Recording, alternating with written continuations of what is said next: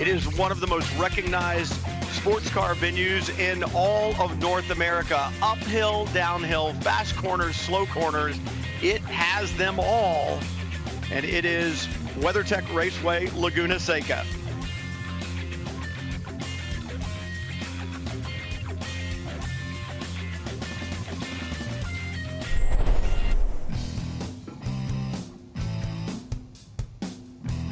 Just east of Monterey, California, sits this jewel of a racetrack. 11 turns, 2.23 miles, 11 corners, and as I said, up and down, you name it, this racetrack has it. Also known for being hard on these tires. Surface is worn in the aggregate. Coming to the top, good passing zones, turn 2, up into the corkscrew, the infamous corkscrew, and then down into turn 11. That is a look at the racetrack, and absolutely so picturesque.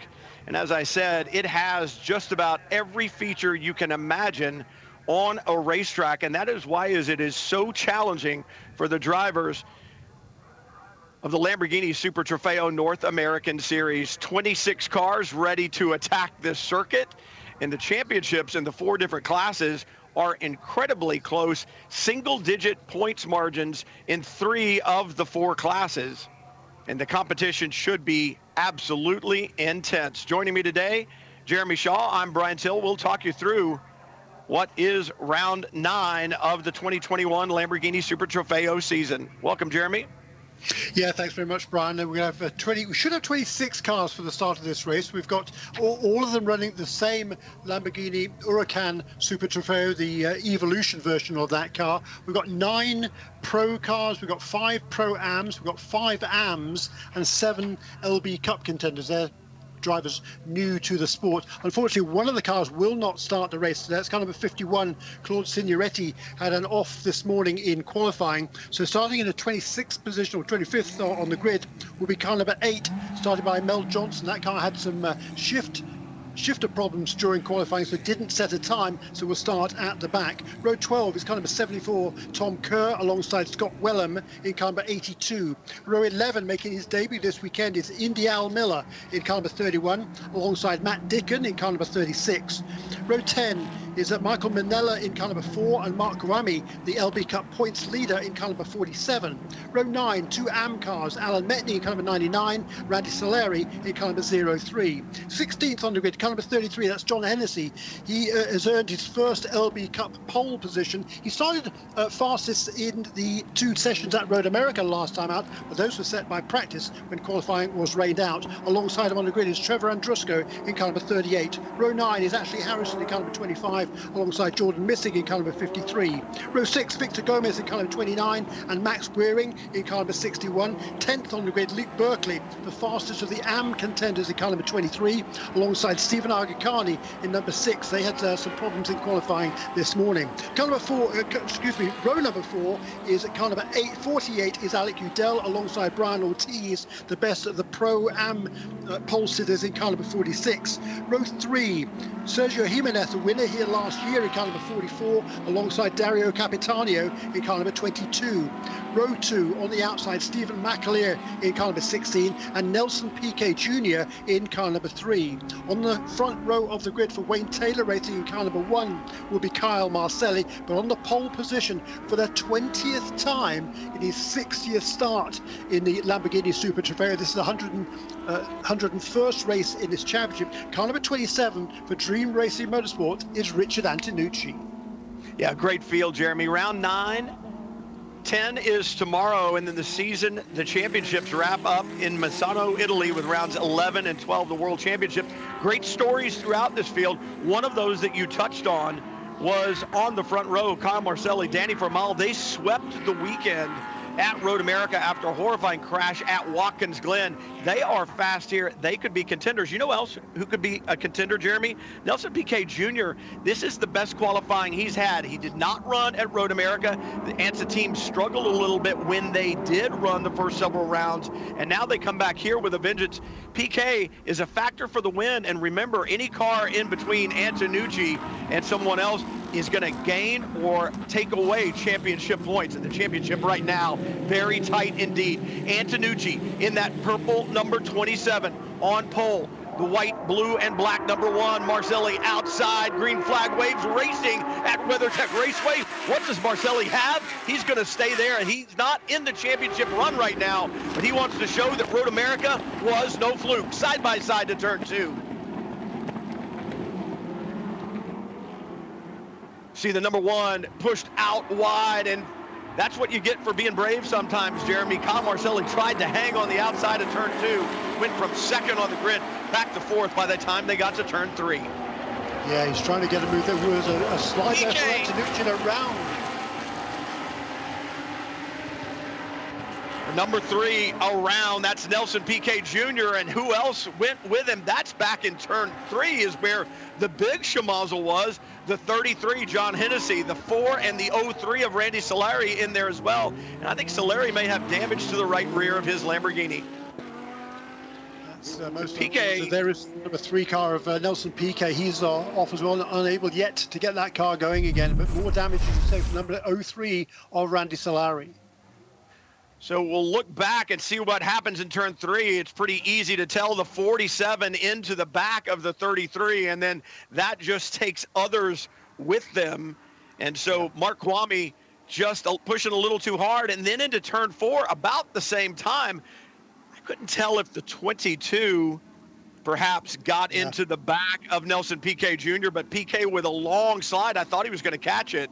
But nothing doing there. But Kwame certainly made contact with John Hennessy back in turn 3, and that's what turned him around, and the rest of the melee followed.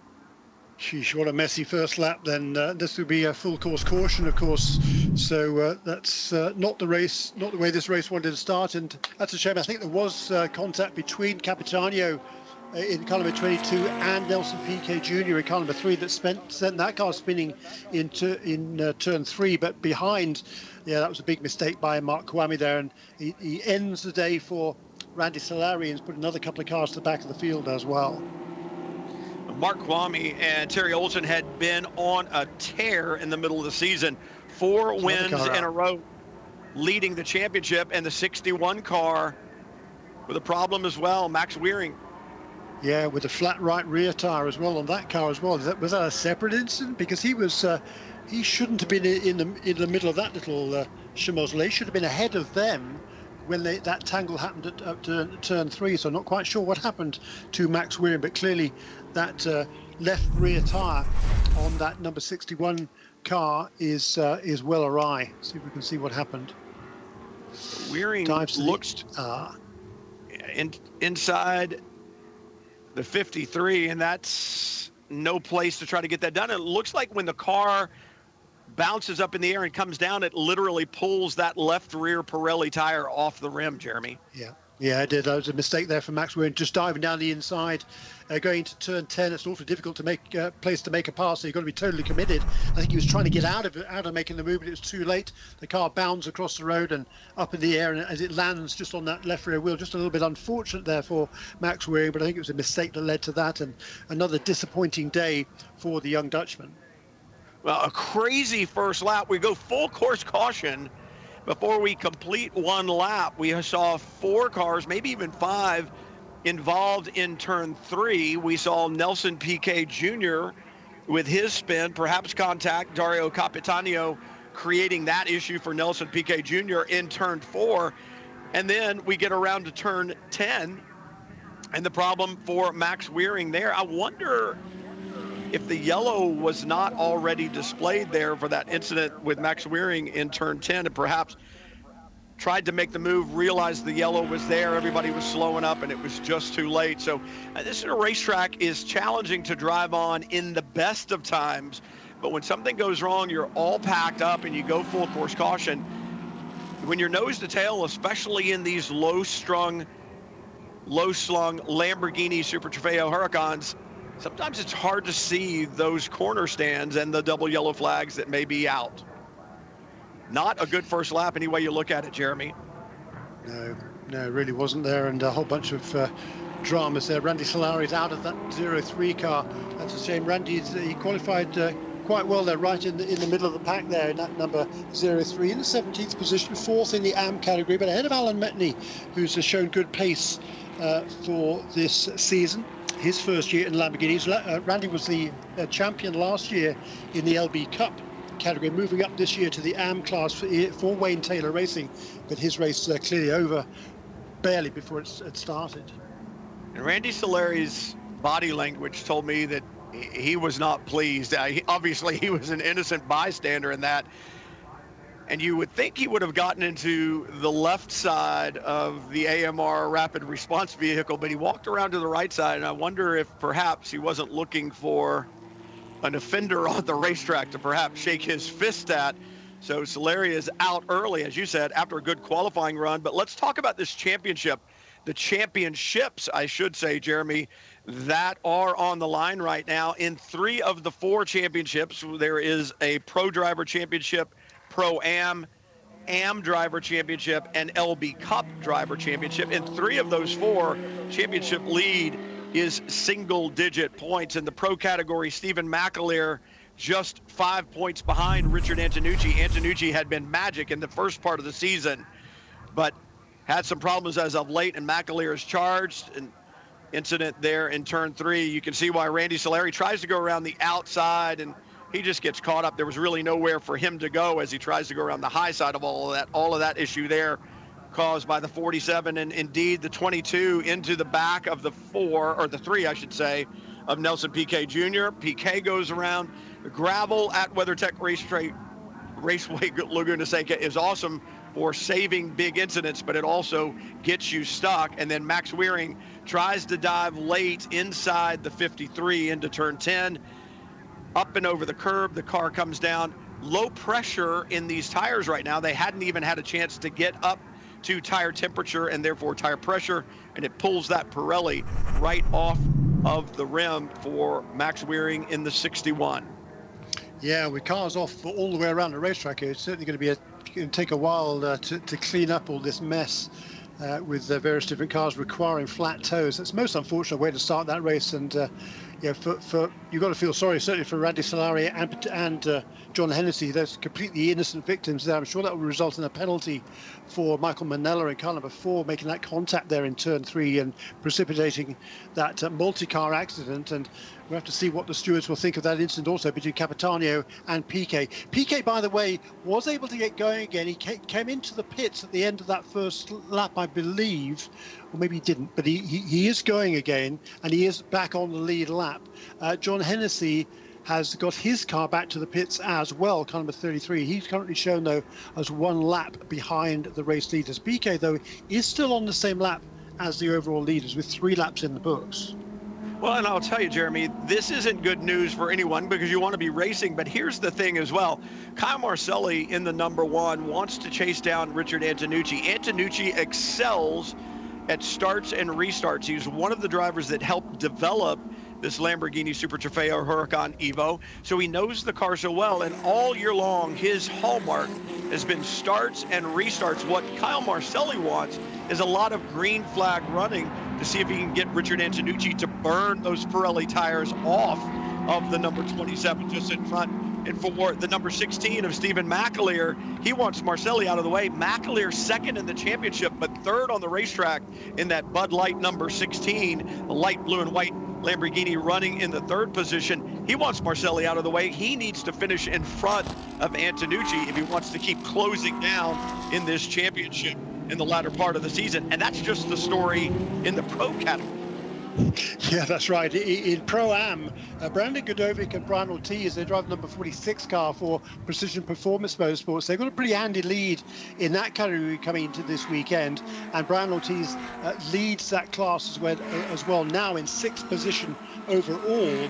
In the AM class, Alan Metney comes into this weekend with a 3-point edge over Luke Berkeley. But it's Berkeley who was on the pole position and leads the class in the early stages of this race, running in the 10th position in car number 23 for the Dream Racing Motorsport team. And in Lamborghini Cup, Mark Kawami and Terry Olsen have a 5-point edge over Matt Dickin coming to this week. But with an incident on the first lap, we'll have to see whether there's a penalty for Mark Kawami as well for causing that incident. But right now he's down in the 5th position in the class after that incident, and his rival for the championship, Matt Dickin, who's won the class only once this season compared to the 4 wins of Mark Kawami and Terry Olsen. Matt Dickin is, though, in 15th position overall, who leads the class right now in car number 36 for Change Racing.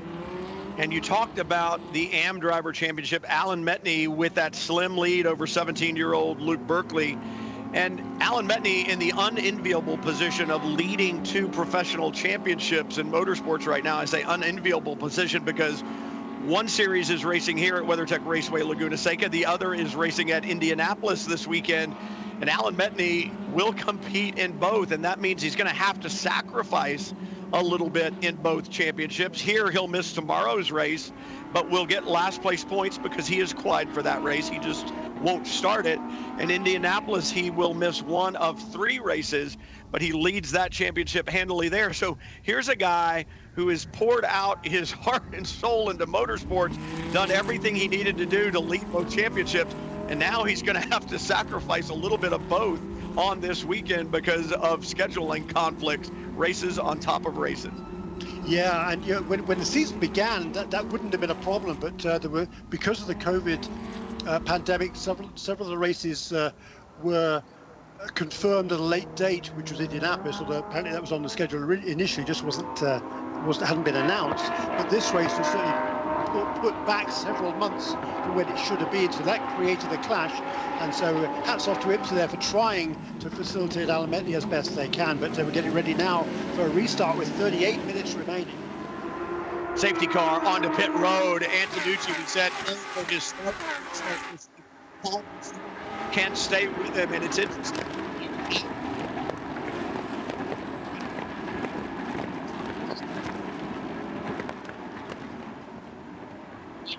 Pirelli tires on it. Marcelli said the good thing is Danny Formal is very good.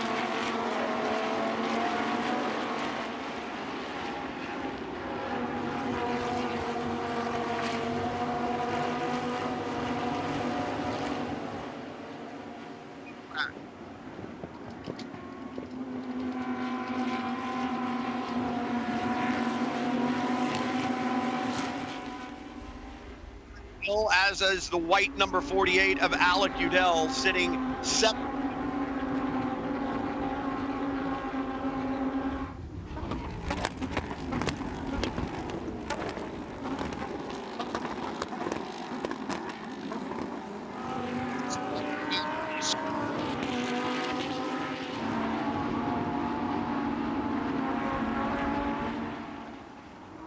Sacrifice, don't give something away.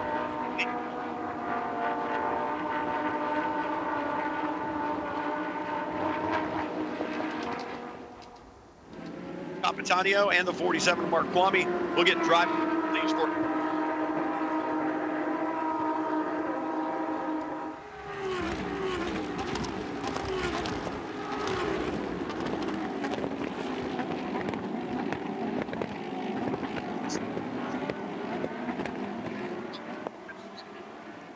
Pro Championship.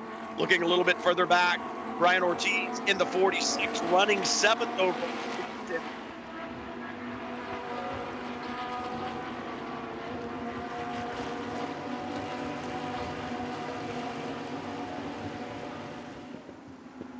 Strength and show what he can do.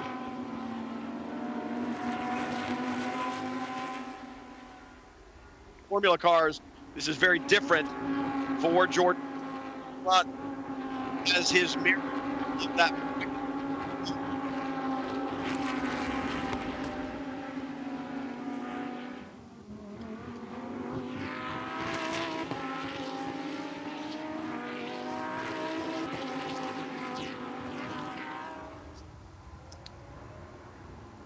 Down the hill, Marcelli, a big compression. Tracks out wide, heaviest track, lowest corner, turn 11.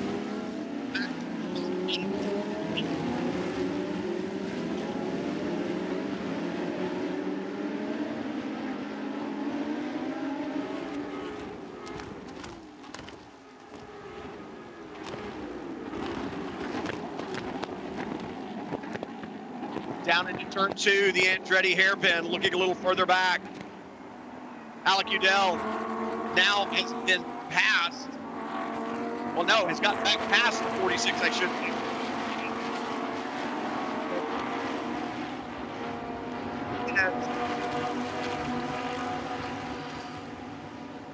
So battling there in the latter part of the pro category. These battles all out. Don't forget action. It comes at 20 minutes in, lasts for 10 minutes. So there's 20 minutes of racing, then a 10-minute pit stop. Racing to the end after the pit stop window closed.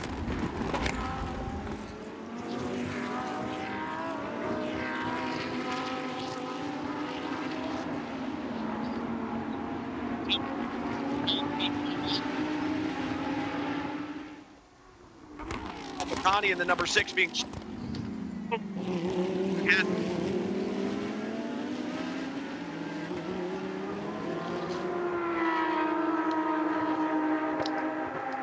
So sorry for some audio problems there for Brian Tillman. We'll try and get that back on track. This is Jeremy Shaw. We are 8 laps now completed by the race leaders in this 50-minute race. We've got 33 minutes remaining in this race. There will be a mandatory pit stop for all of the drivers at some point during this race. That pit stop has to be made between 20 minutes into the race with 20 minutes remaining. So there's a 10-minute window that will be opening in 3.5 minutes time. So another couple of laps at least will be completed by the race leaders as we stand right now. It's Richard Antonucci who leads by just about a half a second over Kyle Marcelli, with Stephen McAleer holding close behind him in the 3rd position. A little bit of a gap back to Alec Udell in kind of a 48 and 4th position. Sergio Jimenez, who had a problem in qualifying this morning with a water hose blowing off that Lamborghini engine. He's up into the 5th place now, ahead of the Pro Am setter. That's Brian Altiny's in car number 46. McAleer now beginning to close down on Kyle Marcelli just a little bit as Antonucci begins to pull away. And I'm wondering if that is car setup or experience there, Jeremy, in the 27 with Richard Antonucci. Yeah, and I think he knows that this track is hard on tyres, so he's going to make sure he doesn't push too hard in this race and burn up those Pirelli tyres before we get down to the latter stages. He's eked out just a little bit. He's getting quicker and quicker. That was his fastest lap of the race this time around, 126.2 there for Richard Antonucci. That is the new fastest lap of the race so far, and he's now extended that lead over Kyle Marcelli in 2nd place for Wayne Taylor Racing, and then the Change Racing Bud Light car with Steve McAleer in 3rd. Gap between 1st and 2nd now just about 1 second. That's the first time it's reached that margin in this race so far. And this is going to be really interesting when you think about Stephen McAleer, Jeremy. I mean, they have had an interesting year in that number 16 Change Racing Lamborghini Super Trofeo Huracan Evo. And I say that number 16, the interesting thing is Stephen McAleer has driven 5 different chassis this year on 4 different race weekends. And it's a story of they started the season with a borrowed car, and then somebody took that borrowed car back. Then they got another borrowed car. The owner wrecked the primary car, so they took that borrowed car back. And at Road America, he actually drove 2 different chassis. Owner came to get one and returned one that wasn't in such good shape. They fixed it. And now the owner came and took it back again this weekend. They had to find another car to drive. And any race car driver will tell you, as much as manufacturers strive to make the cars exactly the same, that's not always the case. Stephen McAleer for persevere, and not run well, run 3 minutes and 2nd in the championship in 5 minutes. A side view mirror off of, it's a driver's side mirror off of Stephen McAleer's Lamborghini in its 2.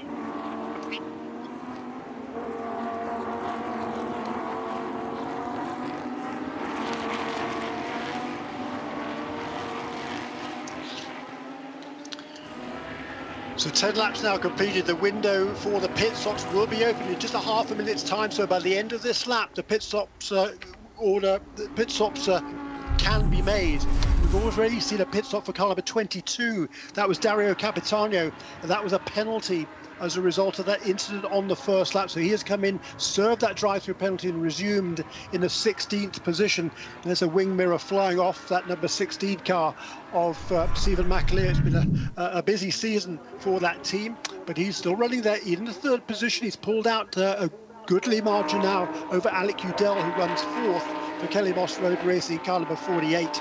But that lack of left-hand mirror isn't certainly what you want as the car ahead of him. That's Kyle Marcelli. He will come on to the pit lane to hand over that Wayne Taylor Racing car number 1 to Danny Formal from Costa Rica. Well, and interesting, when that mirror departed the number 16, Jeremy, it almost looked like perhaps Stephen McAleer ran over a piece of rubber, because I saw another piece of debris. And I wonder if he ran over a piece of rubber or something on the racetrack that actually got kicked up and took that mirror off. Could be, yeah, good point. This is a... It was odd, to say the least. Pit window is open, as you said. And I find it interesting that Kyle Marcelli would exit the number 1 so early. A lot of times you'll put that first driver in and run them toward the end of the window before you make the driver change. True, but Danny Formal, he's been super fast. In fact, he qualified on pole position, I think, for the second race, which will take place tomorrow. Yes, indeed, he did. At a 1:25.4 for not quite as quick as Kyle Marcelli managed, but that number 1 car has been fast. And we've already seen several incidents in this race, and you don't want to be caught out having not made your pit stop by the time the pit stop window closes. So I think for the car number 1 there, I mean, Kyle Marcelli was able to match the pace of Richard Antonucci, he felt. So maybe if they make the change now, get Danny Formal out on a clear track, but he can turn some fast laps before Richard Antonucci makes his pit stop. Perhaps that will turn out in their favour. The other interesting thing about these pit stops is it's a mandatory pit stop, but several of the Richard Antonucci is one of the drivers who's driving solo in this race. He's not going to be changing drivers. There's a minimum pit stop time that has to be served by each of the cars. That time is measured from the moment they enter the pits to the moment they exit the pits. The minimum time for a 2-driver car is 84 seconds. For a solo driver, it's 87 seconds, so a 3-point differential. Richard Antonucci, his car will have to be stationary in the pit lane for 3 seconds longer than the car that had been driven, first of all, by Kyle Marcelli, and then in the second half of the race by Danny Formal. Why the differential? Well, because, think about it, the driver who's done the first part of this race, he knows how the car is handling, he knows how the tyres are working, so he can leave the pits and be right on the pace right away. But for the driver getting into that car at the half distance mark, it's going to take him several corners at least to really figure out how that car is balanced, how it is performing compared to the last time he drove that car, which would have been in qualifying earlier on today. Here we are there now with 12 laps in the books next time around, and Richard Antonucci brings that number 27 car onto pit lane. It's the end of lap 13. Well, I think that was a great call on the part of Richard Antonucci's program to make that call right now. You say it's a 3-second longer pit stop. He had a 2.9-second lead over Stephen McAleer that last lap, and Antonucci was catching traffic. That was going to close the gap, and then if they pitted, even if both pit stops were perfect, McAleer would have leapfrogged him. It's going to be interesting to see if the 16 can get by. How close was he? Antonucci was being caught, or held up, I should say, in traffic. McAleer dove to pit lane as well. Their stop should be 3 seconds shorter if they do it well, and he may be able to jump out in front of Richard Antonucci. And we've seen this penalty before this year, Jeremy. If Antonucci leaps out to block the 16 and then does not keep pace down pit lane, he may be penalized for that type of move. Yeah, a bit of gamesmanship has been employed here in the past, as you suggest, Brian Till. So, the team, they've practiced this already. They know that when that car leaves the pit box, they know exactly how long it takes to get to the pit exit line, where the timing line is. That's when the car will launch. That's exactly what Richard Antonucci has done just now. And the gap between himself and the number 16 car is pretty similar as they leave the pit lane. That's interesting because Jeroen Mull has taken over at the number 16 car from Stephen Mackley, who drove the first stint, and Richard Antonucci, who's driving solo in this race, is able to maintain that advantage as they leave the pits. Well, you know what I saw, Jeremy, was I saw Richard Antonucci drop the trigger as soon as he crossed the line, and I'm not sure Jeroen Mull did, that pit lane speed limit line, and you don't think that's much. It turns into 4 or 5 car lengths just there, but as it gets extrapolated down the field, all of a sudden it's a lot more distance. As a problem headed up out of turn 5, I did not quite see that car number, but I did see John Hennessy go wide to avoid. Not sure the first car that spun, but Hennessy with a good move out wide. Used to be a or John Hennessy did a good job of missing it because it could do some damage. Hennessy a little dirty, but maybe no harm, no foul, although maybe that was just an opportunity with reflection. What do you think? I'm just hearing some timing from the pit lane that 2 or 3 cars were fractionally quicker than the minimum pit stop time. The number 6, the number 44, and the number 3. So that's Jacob Edson in car number 6, Sergio Jimenez in car number 44, and Nelson Piquet Jr., who's fighting back from that pit stop on the early lap after the first lap spin. Those cars are almost fractionally quicker than the minimum pit stop time. However, as it was less than a second inside the margin, their penalty will be double the amount by which they were under it, so less than a second in total. By contrast, number 16 car was 2 seconds over minimum pit stop time. So the handover from Stephen McAleer to Jeroen Mull took 2 seconds longer than the minimum time. So that's going to be costly in its own right, but of course there will be no penalty for that. Here is the car number 38 to Matt Dickin. Number 36, excuse me. Matt Dickin has stayed out longer than everybody else. He will bring that number 36 car onto the pit lane, as will Indy Al Miller in car number 31. Number 36 car, Matt Dickin, he's driving this race solo for Indy Al Miller, making his debut this weekend. He'll be sharing the number 31 car with Ophir Levy, who is making his second start in this championship. He also did the opening rounds of the season and back now for the first time since then. Well, that's a good point on that longer pit stop for the 16. I thought perhaps Richard Antonucci got off the pit lane speed limiter button just right at the line, and perhaps Jeroen Mull hesitated just a little bit, but I think that gap we saw, Jeremy, is what you pointed out, just taking a little too long on that pit stop. 2 seconds is a lot of distance on the race line. Yeah, it's a lot of time to give up, certainly to someone like Richard Antonucci. We know how fast Richard Antonucci is, so he's got a gap now of about 2 seconds over car number 16. Danny Formal now is in a third position. He's about 1.5 seconds behind the 2 leaders, now running in the third position. So Richard Antonucci, all his experience, he's had, this is his 20th pole position for Antonucci.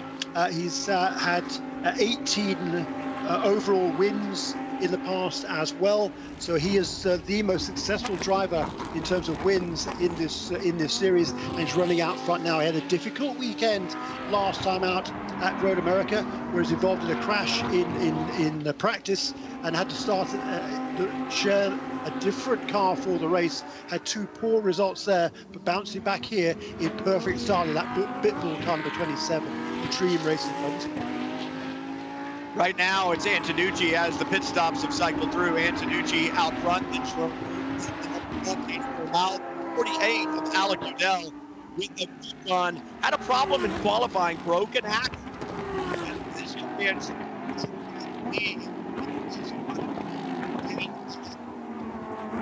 IMSA WeatherTech Championship Series this weekend and had a great run in that series at Road America.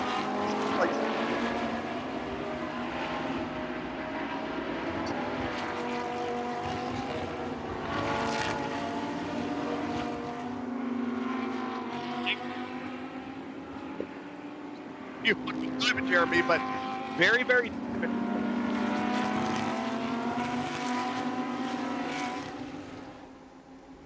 category. Brandon Godovic leading in Pro-Am, and Ashley Anderson in her number 20. We talked back in right.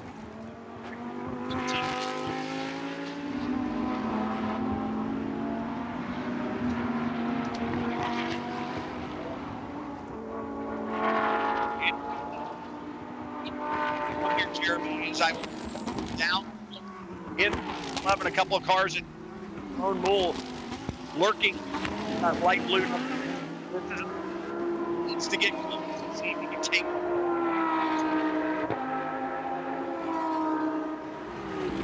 So 17 laps completed now by Richard Antonucci. We've got less than 20 minutes remaining in this 50-minute race, and Richard Antonucci leads Joan Mull in the car number 60 by around about 2.5 seconds. So that gap stayed pretty constant, just 0.2 of a second quicker.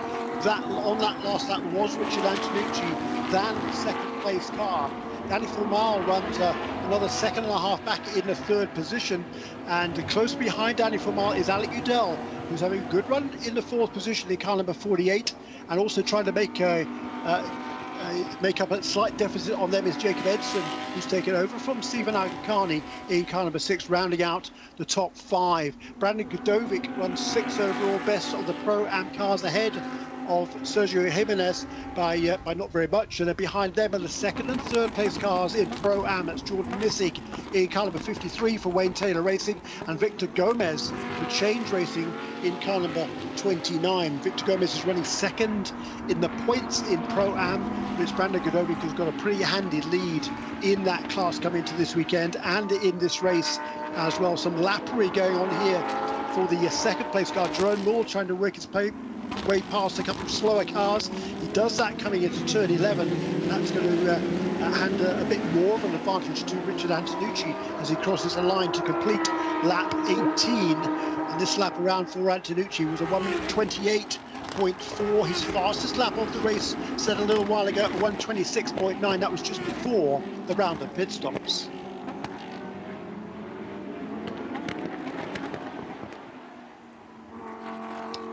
So almost 18 minutes remaining. It's Richard Antonucci who leads, and in the third position, Danny Formal, but Alec Udell is trying to put the pressure on Danny Formal, the battle for the third and fourth positions, and Jacob Edson, he's trying to make out that deficit as well. I don't think he's quite with them yet. A bit further back down the order, 10th position overall is Ashton Harrison. She leads the AM category in car number 25, so it's been a great day for Wayne Taylor Racing. She drives for Wayne Taylor Racing. She's got a lead of about just 0.5 second over Luke Berkeley for Dream Racing Motorsport in car number 23.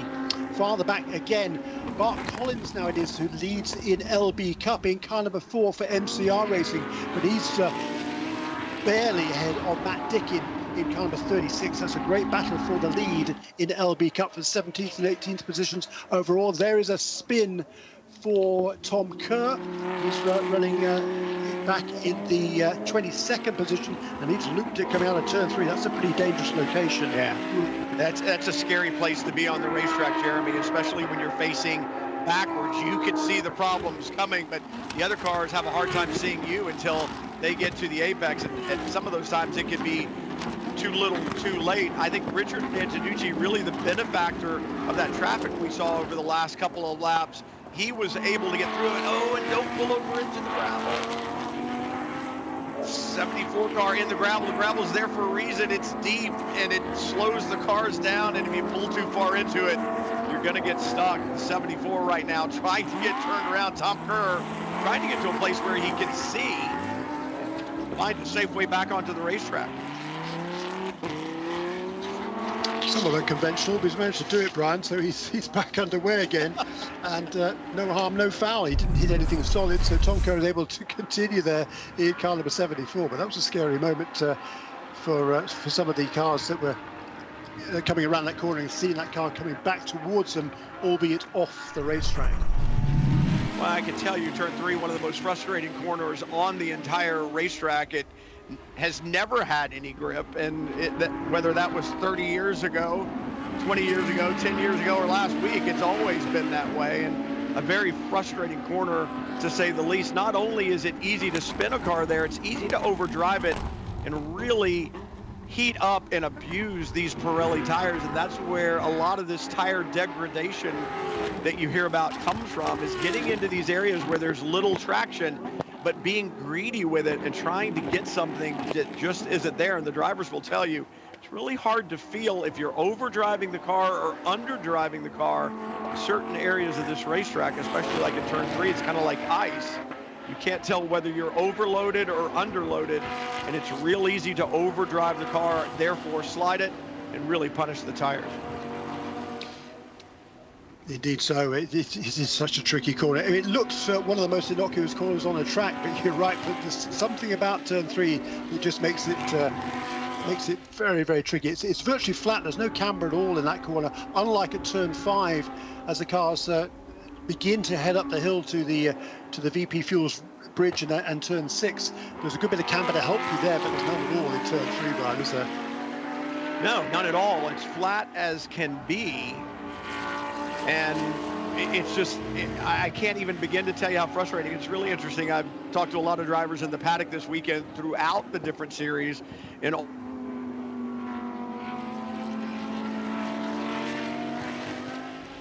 what you're driving in. So it's one of those frustrating areas. The thing that is so challenging about this racetrack, Jeremy, as you well know, there are areas of the racetrack that are slow, areas that are fast, areas that have big compression where the car really slams into the ground.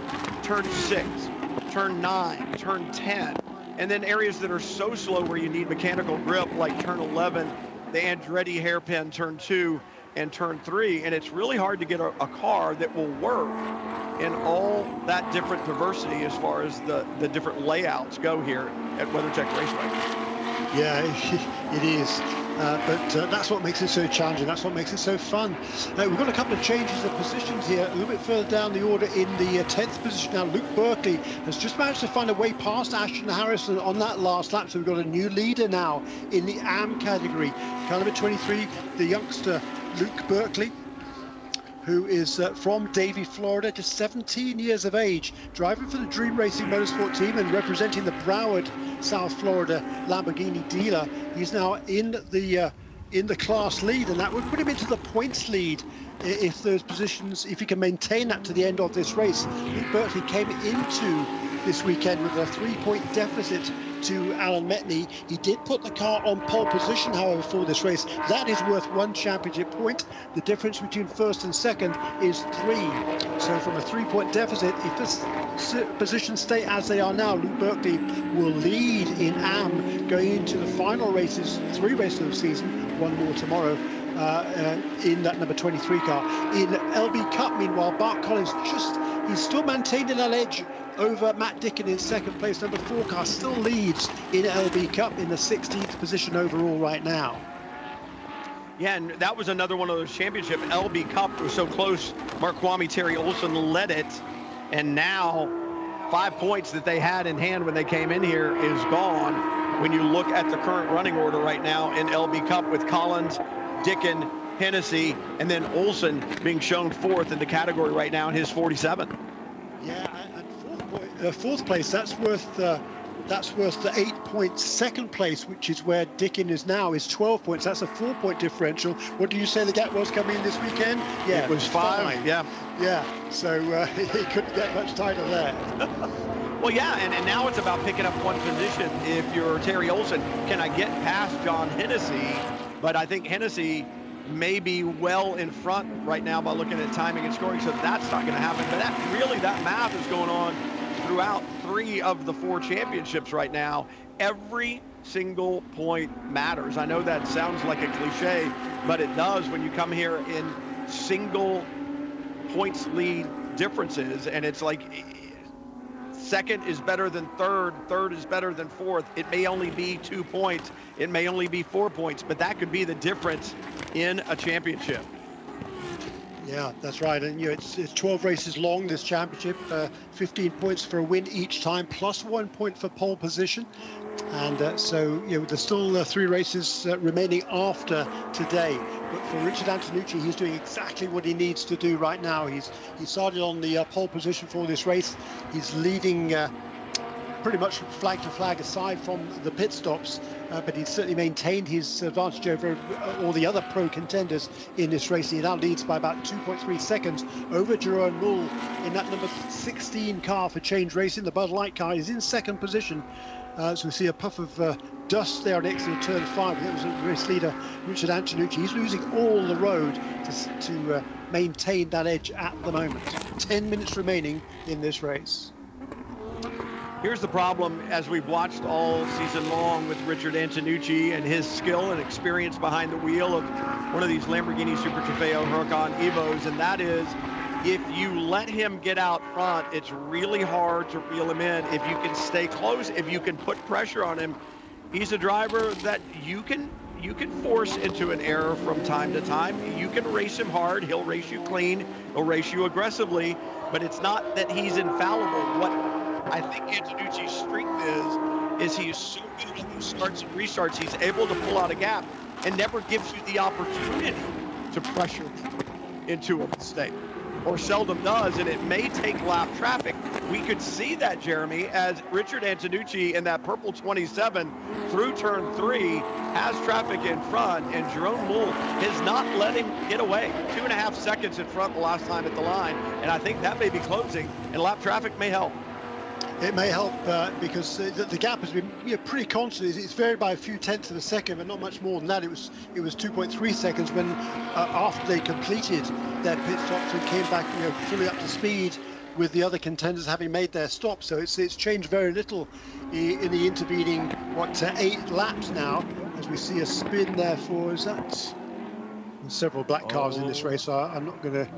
53. Yeah, it is. It is Jordan Missick. It's number 53 who was running second in the Pro-Am class. 8th place overall was Jordan coming into this lap, and he's going to be lucky. He's very fortunate to get that car out of the gravel. Well, I was wondering about that because I was thinking just over 8 minutes to go. If he doesn't get it out of there, they're going to have to go full course caution, go get him. And what kind of a shootout would that have set up? In fact, I'm sure Jerome Mull was saying on the radio, no, guys, he's stuck. You got to come get him. Go yellow now. Thinking, man, if I could close this up, that would be nice. About 135 miles an hour underneath the pedestrian bridge at the start-finish line. These Lamborghini Super Trofeo Huracan Evos are doing, and so add probably another 15 miles an hour or so by the time they get to the braking zone for the Andretti hairpin. And traffic really going Antonucci's way. Interesting to see Ashton Harrison now has had some type of a problem. She's dropped well back of Luke Berkeley in the AM category. She had been right there with him. Yeah, that's right. But I think it's more of a gap. Not quite such of a gap, is it, on the racetrack? Yes, it is. Okay, maybe she's had a spin then, because she was running right with her. There's another bunch of cars there that were in that mix. On number 8 car, which is Patrick Liddy, making up for that problem early on. That car started at the back with Mel Johnson. So Patrick Liddy's working his way through the field very, very nicely. Started last, now to the 10th position overall and 3rd in Pro-Am. Dario Capitania also was in that little gaggle of cars along with Nelson Piquet. So Ashton, she certainly lost a lot of ground on that last lap, has fallen to the tail end of that group, but she is still second in the AM class by about 2.5 seconds over Alan Metney in kind of a 99, who's 3rd in AM at the moment. Talked to Alan Metney yesterday in the paddock, and what a great guy. You see the iFly logo on the side of it. He used to be a professional skydiver and then started the iFly indoor skydiving experience, and driving 2 different types of sports cars this year. He said, I think I may have bitten off just a little bit more than I could chew. I thought it would be good because the 2 cars are laid out so differently, but it has really worn me out this year. But We've seen some great runs by Alan Metney and Luke Berkeley at 17 years old. Had a chance to sit down with he and his family, his mom, his dad, his sister.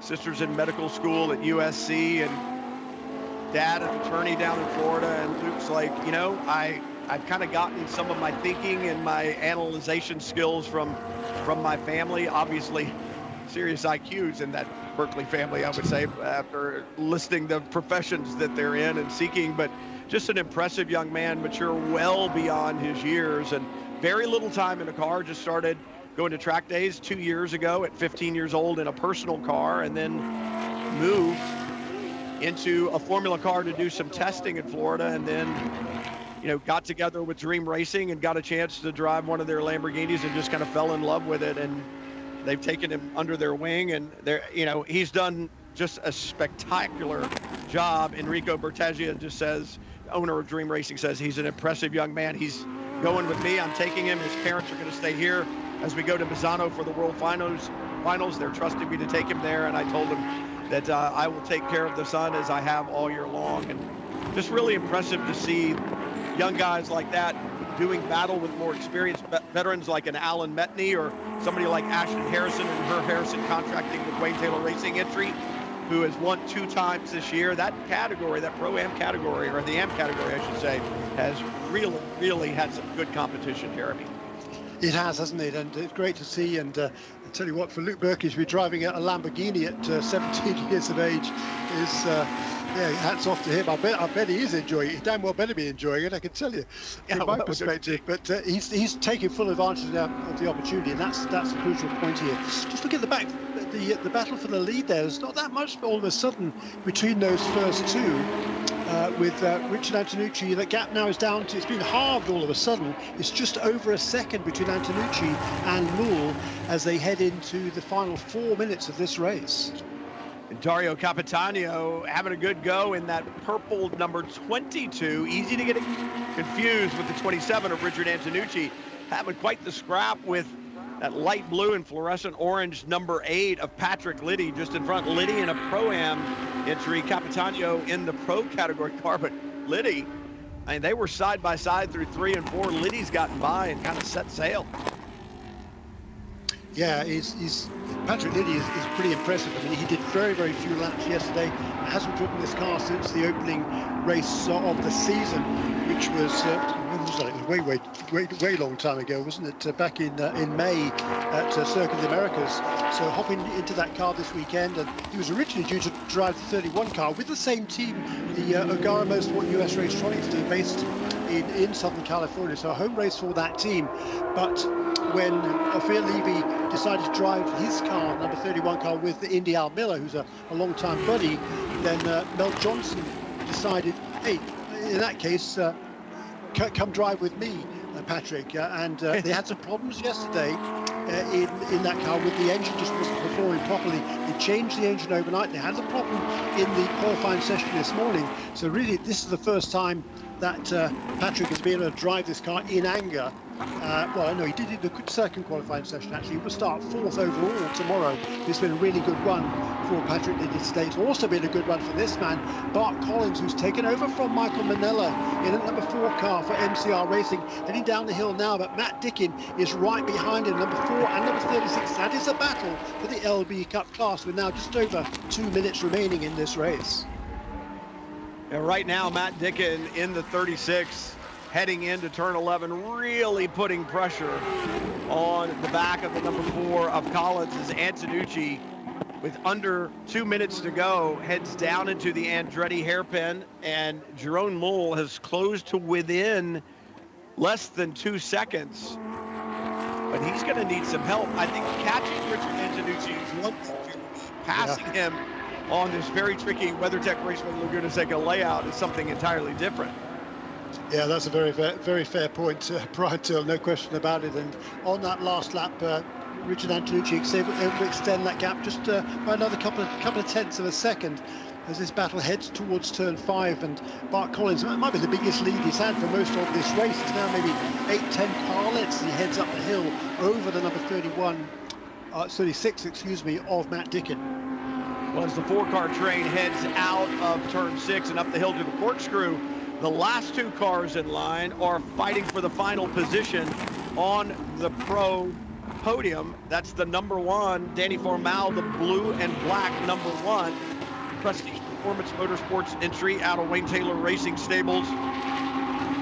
He's got all kinds of pressure from the 48, Alec Udell. We talked about Udell having problems in qualifying with a broken axle. Now he is right there in the Kelly Moss Road and Race Lamborghini San Francisco entry, all over the back of Formal as the white flag now waves for Richard Antonucci. One more lap around WeatherTech Raceway Laguna Seca.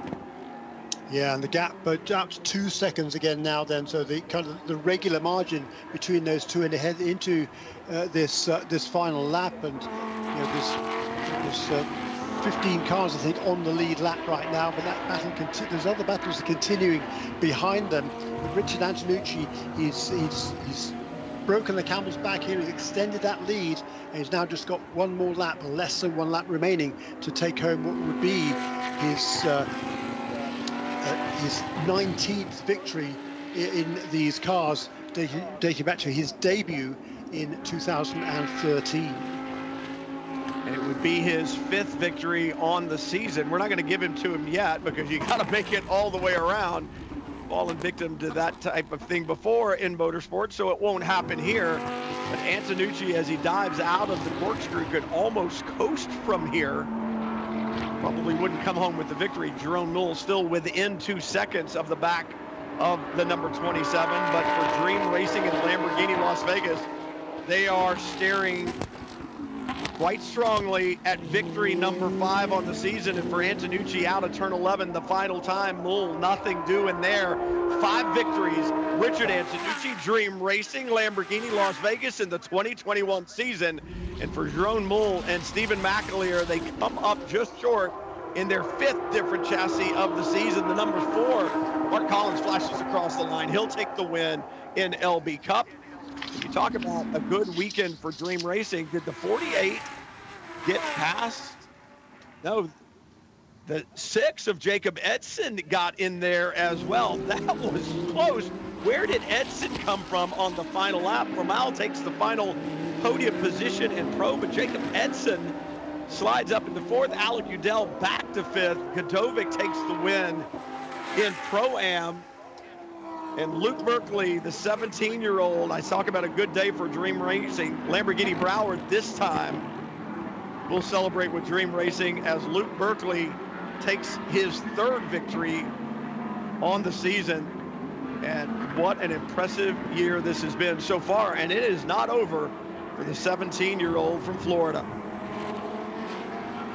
Very impressive run for him. Nelson Piquet Jr. brings that car home again, and that position on the last lap for Jacob Edson, that's exactly what that team needed. They had a good weekend at Road America. They closed to within 11 points of the championship lead. They're going to lose some ground here to Richard Antonucci, but making that position on the last lap certainly will be good for Jacob Edson and Stephen Agakani. And for Edson, it's been a busy week for him, by the way. He's been flying today. He was flying earlier in the week because he's just got his wings. He's just passed he's just obtained his pilot's license, so following in the footsteps of both his parents, who are professional pilots, as indeed is his sister, and his second sister also has a private license, but she's becoming a doctor as well. Talking about accomplished families, hey Brian. I know, I saw that, and I thought, hats off to Jacob Edson, and there are a lot of race car drivers who love airplanes. I'm one of those people, and it was just really cool to see that there's a lot of similarities between flying an airplane and driving a race car. And there are a lot of differences as well, but I saw that today and thought, how cool, especially considering the fact that both his parents are professional pilots. And it seems to be kind of we'll call it a hobby, even though they do it for a living, but something that the whole family can enjoy and talk about. That's very cool. This is very cool as well. 27 to victory lane one more time, and Richard Antonucci inching closer and closer to a championship in Lamborghini Super Trofeo North America action. Think about that, Jeremy. How frustrating is it for a Stephen McAleer, a Jerome Mull to be so close? I mean, we talked about the 5th different chassis that Stephen McAleer has driven this year, and every time they get in a different car, for whatever reason, they still seem to manage to find the podium, but they just can't get close enough to Antonucci, at least the majority of the time. That's true, but certainly it's been a really good performance by them, and they're going to reflect on their pit stop there. It's 2 seconds longer than it needed to be at the end of the race. The margin between those two was 1.926 seconds. If they'd spent their 2 seconds less in the pits, perhaps they could have beaten Antonucci out of the pit lane. They didn't. That's a moot point, and it's Antonucci that comes home with the win. Hats off also to Bart Collins, who just did a great job to hold off Matt Dickin all the way to the finish line and obtain his first victory and the first for his co-driver Michael Manella in that MCR, the National Safe Drivers car number 4 for that MCR racing team. And they like Richard Antonucci and a few others, bouncing back from a dismal weekend at Road America, where they didn't even start either races following a crash early in that weekend. So hats off to Bart Collins and Mike Manella for the LB Cup win. Absolutely, and there was great racing all around the racetrack, and that is why the Lamborghini Super Trofeo North American Championship is one of the best single-make series in the world. It is providing us with great racing all season long. The championship not over. One final North American round tomorrow from WeatherTech Raceway Laguna Seca, and then off to the World Finals in Misano, Italy. Thanks for joining Jeremy Shaw and myself. We'll be back for round 10 of the 2021 season tomorrow. We'll see you then.